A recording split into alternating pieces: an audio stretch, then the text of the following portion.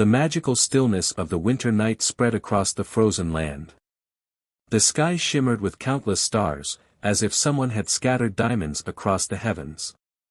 Wrapped in her warm coat, 16-year-old Eva wandered a little farther from her father's research camp in the icy wilderness of Alaska. She loved exploring these snowy landscapes, feeling close to nature.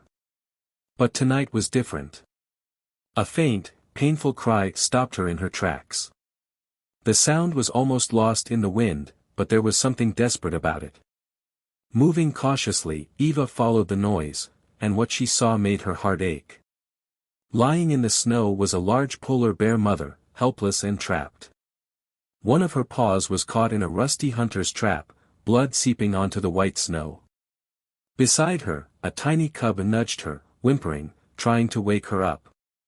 But the mother's eyes were half closed, as if she had given up.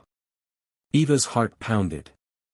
She had learned from her father that polar bears were among the most dangerous animals, but this one was wounded, helpless.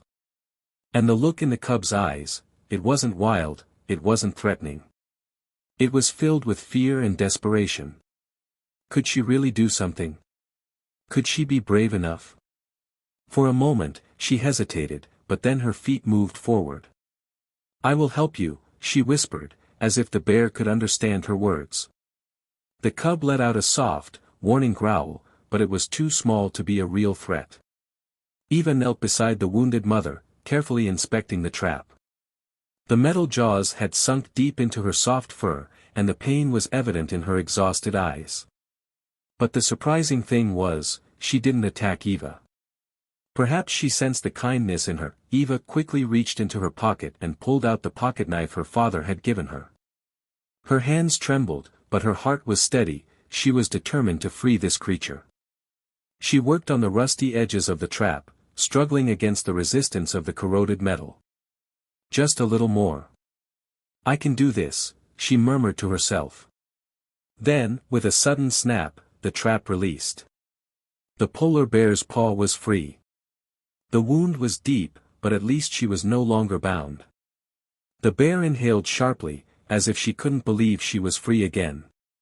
But the danger wasn't over. The mother bear's wound was serious, and the bleeding hadn't stopped. If left untreated, she could grow weaker. Eva acted fast. She grabbed her backpack and pulled out the first aid kit her father always made her carry.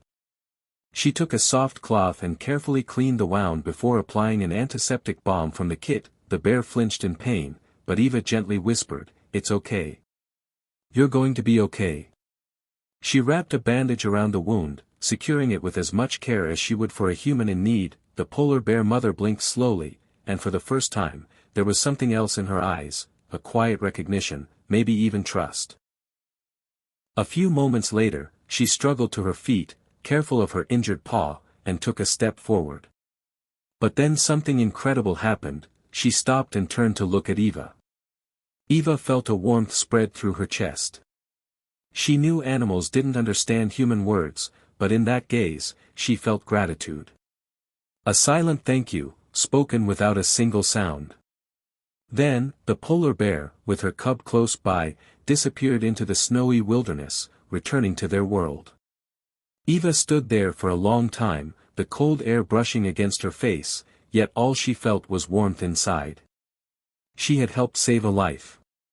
And in doing so, something inside her had changed forever.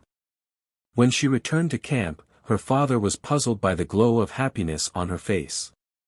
But Eva simply smiled and looked up at the starry sky.